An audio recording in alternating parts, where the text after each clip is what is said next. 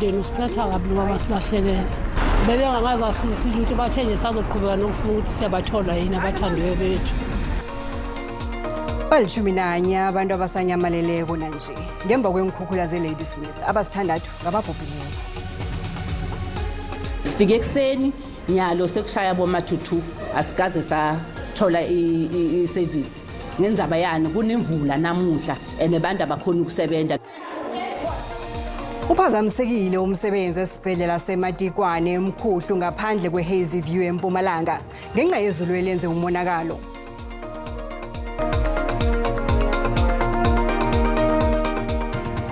Kwaba kuhle ukuhlanganiswa zindaba kodwa ku-SABC 1 zesiNdebele lotshani. Usaraga umsebenzi wokufuna nendumbu zabantu abakhambe nenkhukhula ngelanga elandulela uChristmas eLady Smith KwaZulu-Natal Midlands. Abanye abongazimbi babhube balele ngemva kokugireka komthangala umlambo iBellspruit. Nje asilalamele umbiki indaba wethu umlondi Hadebe okhulumisana nabongazimbi abavelelwe ihlekeleli. Mlondisi kwamkela ungasibikela ngobujamo bezinto ngapho. Asibonga kakhulu imindeni eminingi eMnambithi saloke njalo inethemba lokuthi ingase ibathola abathandiweyo babo njengoba sazi ukuthi ke ensukwini ezidlule kube nezikhukhula endaweni lezi ezishiya emphakathi omkhulu omningi endaweni ukhala kakhulu njengoba amanzi ayedla izindwane athatha izimoto kwalimala namakhaya kanti eduzane kwami nje sinaye ilungu lomndeni lapha masibonga kakhulu isikhathi sakho sacela amagama akagcwele. Uthusile Mthembu. Mama Mthembu kafushane mhlambe njengesigameko sesisosukini mhlambe njengoba namhlanje kunguLesithathu isigameko senzeka ngesonto mhlambe umndeni ukuthatha kanjani konke lokho nokuthi obani labe abani lahlekela. Umndeni usiphatha kabi ngoba silahlekele ngoba umntwana bazulu abawu4 nonina noyise ababili nobhuti ababili usiphatha kabi lokho emndenini singabawamthembu sihlale nabamsimanga. Masibuka ukuthi nisaloko njalo nizoqhinqa lapha ngethemba lokuthi bazothola mhlambe kukhona enikwaziswayo ukuthi kuzokwenzekani. Bebe ngamazi asisiza ukuthi bathenge sazoqhubeka nokufuna ukuthi siyabathola yini abathandiwe bethu.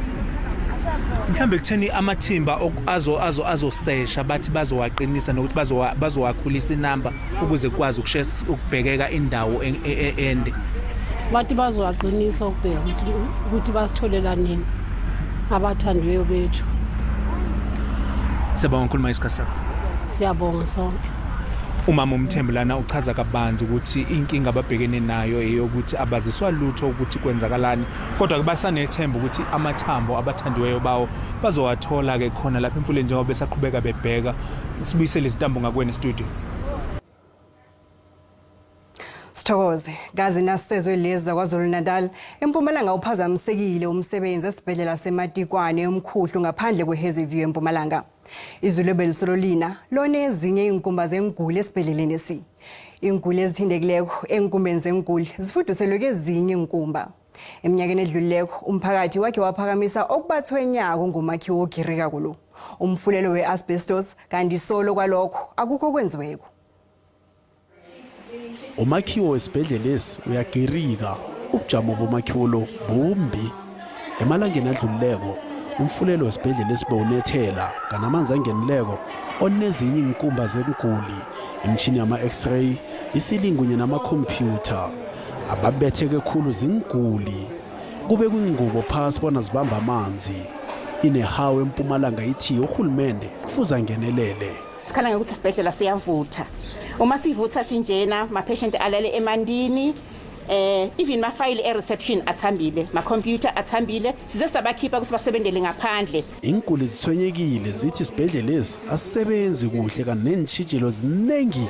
Sifike ekseni nyalo sekushaya bomathuthu asikaze sathola i-service ngenzaba yani kunemvula namuhla enebantu abakhona ukusebenza. Lenzawo le i-disaster ayina ilungelele likahle kubantu bakithi sonke somphakathi siyakhala ngalesibhedlela.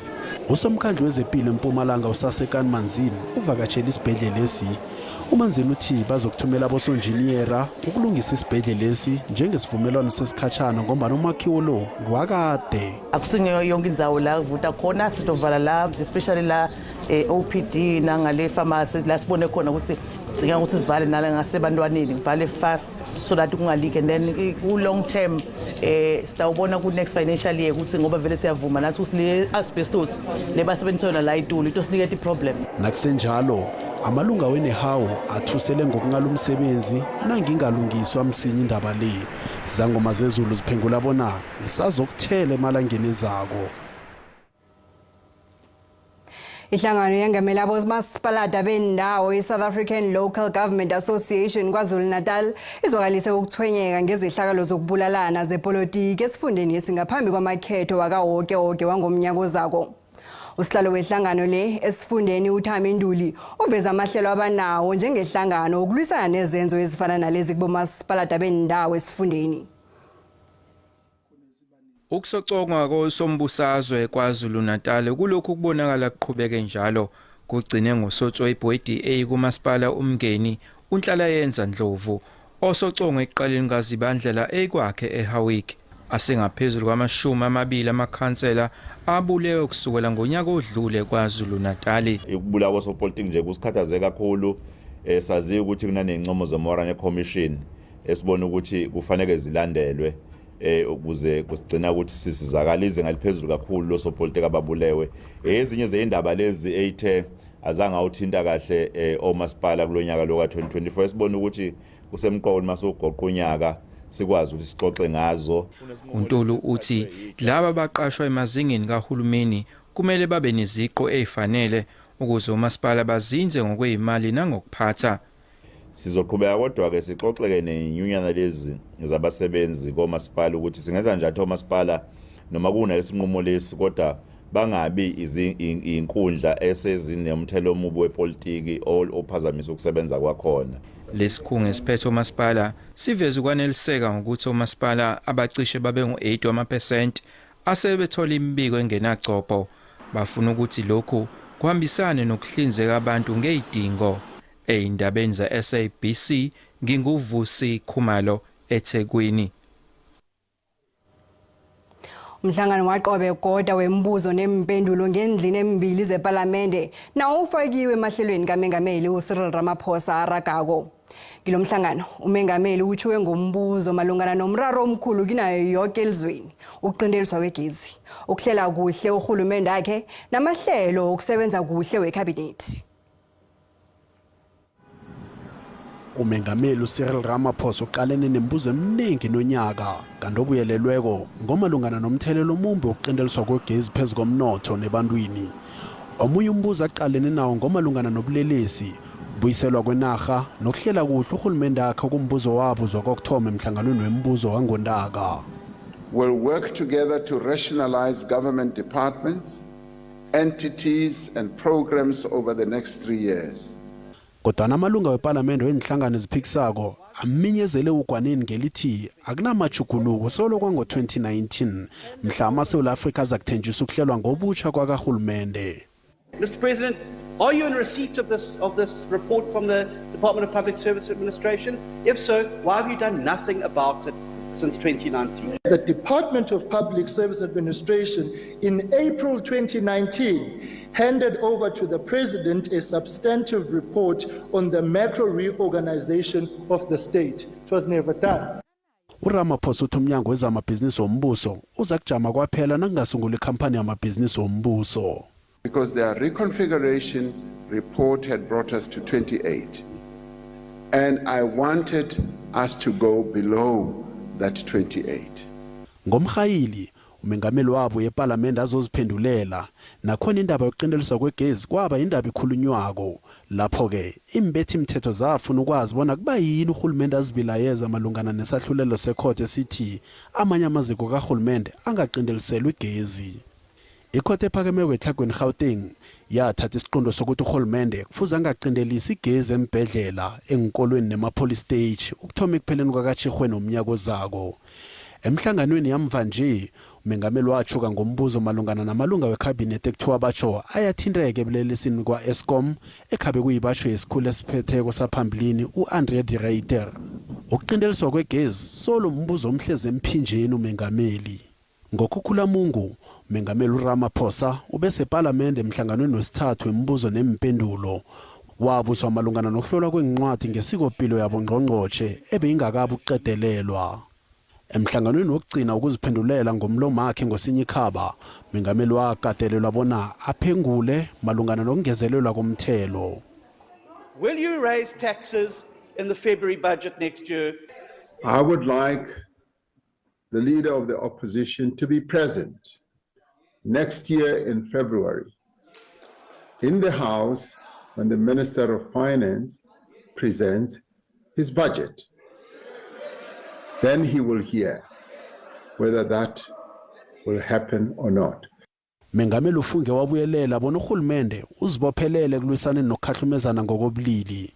Ihlangano yepolitiki engemhleze emphinjeni nengesithathu ngobukhulu eParliament i-Economic Freedom Fighters akhange ibonakale nangomtshalo kuyo yonke imihlangano yemibuzo nempendulo le eParliament. Nasibuya Ndolo. The scarcity comes from clients holding onto their vehicles longer. The main reason behind here, guys are downgrading their vehicles because of the economy. Everyone wants to get into the range of the 200,000 to 300,000 rand mark. Bazithenge ngobunengi abantu inkolo ezingasizitsha naphezulu kokuthi ubujamo bomnotho bungasibuhle nje.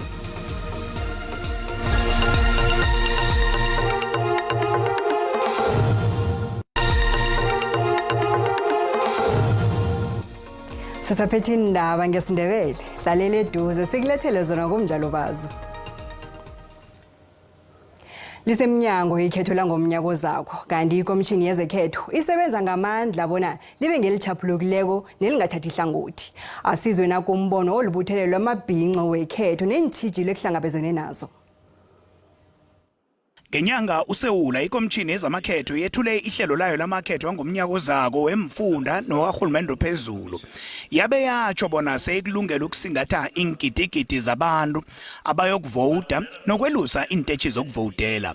Isikhulu sekomishini le uSayi Mamabulo uhlathulule umongo wekomishini wamakhetho azako. Let us not forget that NPE 2024 carries a profound historical significance. In 2024, South Africa marks an extraordinary milestone, 30 years of electoral democracy, a testament to the strength and resilience of our nation.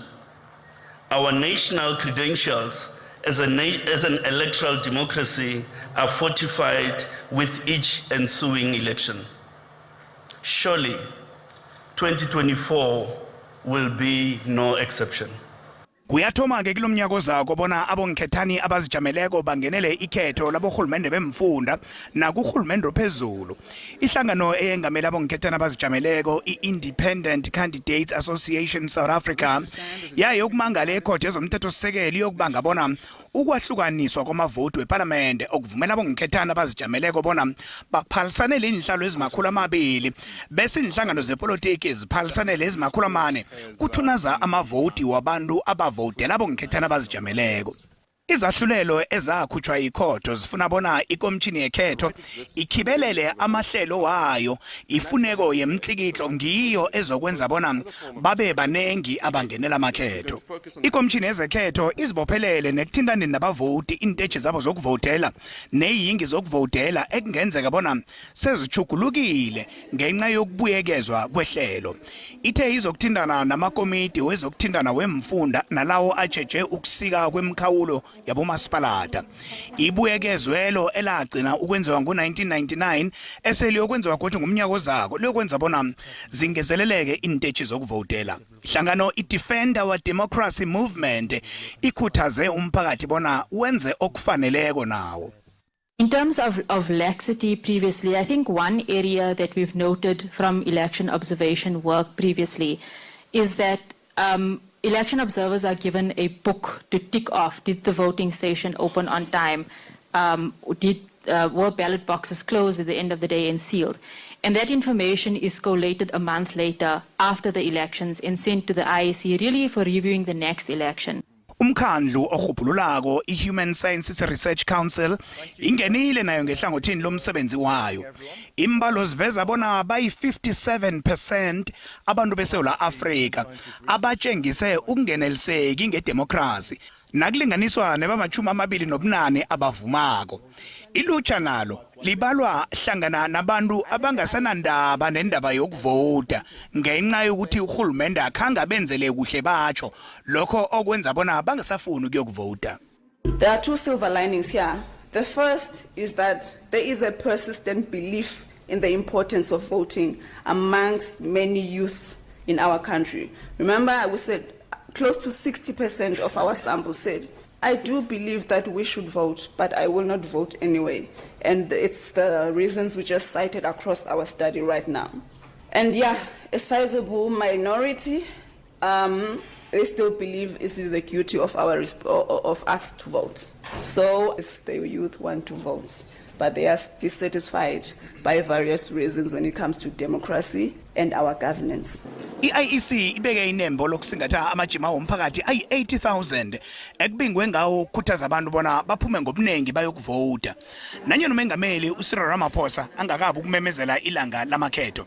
Inarha kufuze ibe namakhetho ngamalanga ama-30 wokuphela kwesikhathi seParliament ekhona njenganje. Yeke-ke lokho kutsho bona ikhetho kufuze libe hlangana nenyanga umkhayili naphakathi kwakaRhoboyi ngomnyaka ozako. Zithengwe ukubabazeka kweinkolo ezingasizitsha ngomnyaka ophela kulo. Ukugandeleka kwemndeni ngenxa yomnotho kwenze bona abantu abaningi abanenkolo ezibizako bazibuyisele bathathe ezingasizitsha. Nanyana kunjalo kodwa abantu akhange bazidime ubumnandi bokudla amabonus wabo ngokuzithengela inkoloyi. Ngiyakhuphukela kezomnotho imali inzalo yemali ezibolekiswa zimbhanka solo ikhuphuke emlibe.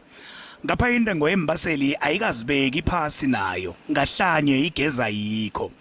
Njengoba nase kunje abantu sebaqala la ingasuthi kuchipha khona. The scarcity comes from clients holding onto their vehicles longer. The main reason behind here, cars are downgrading their vehicles because of the economy. Everyone wants to get into the range of the 200,000 to 300,000 rand mark. Ngamaholide nje abantu bayayisebenzisa imalabo abayisebenzele nzima futhi nje abazidlelezeli. With the economy being so fluctuating up and down on our side, usually we see a nice increase on our side from October until December. This is where guys are getting their bonuses. January is very popular. Sibuza abantu endleleni ukuthi yini kaningi abaqalako umuntu nakayokuthenga ikoloyi. Quality, of course, the car's in a good condition, mileage also. And considering it's my first car, I don't want to be working on a car that's going to be breaking down on me and everything. But yeah, definitely really has what I'm looking for. Just check the bookie the service plan. We need services to be updated, and all the service is done. If it's done through your Toyota or your Ford or the house where you buy it from, that's good. And yeah, if it's got a full history, that's what we want. Ziyabiza inkoloyi khulukhulu lezi ezikhandwe lamaJarman. Lokho kwenza bona abantu badanele kilezi ezikhandwe China. Traditionals, you're going to have a look at the Toyotas, the Volkswagens inside here, the Hyundais, the Kias, the Fords. That's the normal popular brands. What we are seeing an increase on Chinese brands. That's coming through on our side, and the main reason is just because they're so affordable when it comes to price and the spec of the vehicles. Izazi zithi abantu kufuze bavele nendlela zokuqalelela inkhwama zabo nakunje. Ngamanye amagama umuntu kufuze ubuncane bakhona abe ne-10% ye-deposit nakayokuthenga ikoloyi. I would say anything 10% and above is better, especially if your intention is to try and reduce the monthly repayments. Umanyike uthi umuntu nakayokuthenga ikoloyi kufuze acheje nezinye indleko ezingena estormendini sekoloyi saqobe nyanga. You need to do a proper budgeting. Do your budget and try and understand buy the car. Will you afford the installments? Secondly, there's other costs that are associated with buying or owning a car. Secondly, maintenance, insurance on the car. So don't just look at the fact that you're going to be paying an installment on a car. So you need to consider all the associated costs. Ngenxa yokuxhogeka kwelwazi ebantwini abathengisi benkoloyi baye bacaphaza abantu abathomako ukuthenga inkoloyi. Umuntu uphaphama isikhathi sesikhambile sebamdlelezele.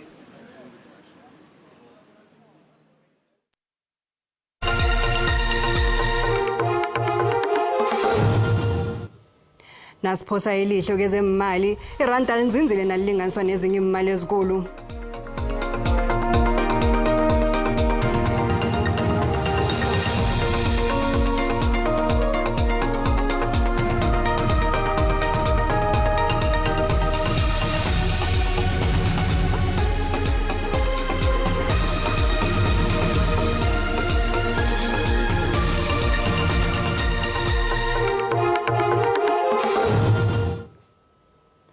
Usulisiwe umdlalo we-PSL ebekulindeleke bona ube phakathi kweMoroka Swallows neMamelodi Sundowns ngo-7:30 ntambama nje.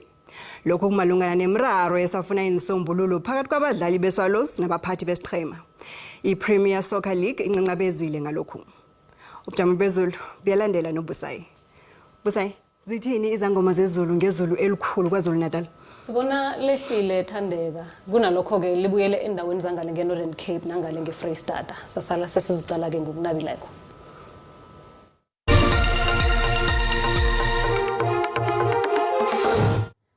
Siyaloshisa ekhaya entambama ngelesithathu kwamambala ke sikucalele ukuthi bunjani ubujamo bezulu livale ngamafunga phange endaweni zangale ngeTshingalanga Kapa nakamathuba engokho ngale nge-Upington nangale nge-Bloemfontein nge-60%. Uthina uza ngapha ngakubopitori nangale nge-KZN sibona athi 30%. Kusasa liqina khulu ke godu kulezi ndawo la sibona khona ke likhamba lifike lapha ku-80%. Una uza ngapha ke godu ngeFreystata na uthi uyaqala i-60%. Nakuya ke lapha kunekungu kulezi ndawo nje bayelele khulukhulu ke ekseni na uza kuchayela iyabonakala ke nangale ngeTshingalanga yesinarha South Africa.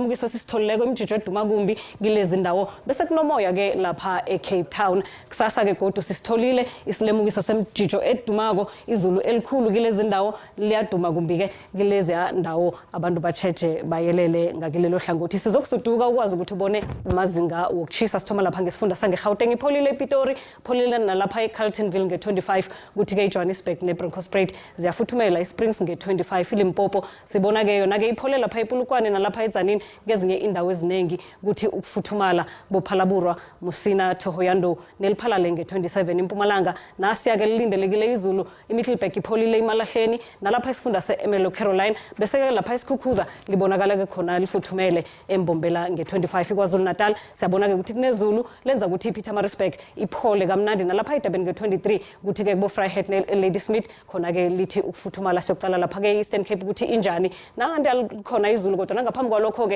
kuza kuthoma ngokuchisa endaweni ezinengana eMaltswayi ipholile ke nge22 siyalapha eWestern Cape ke sibone ukuthi khona kanjani sibona liyachisa endaweni eziningi abantu bacheche bayelele lizokuchisa ke nangale ngendaweni zangale ngeNorthern Cape libonakele likhona sizobonana kodwa ngesikhathi esilandelako akube indambama emnandi dido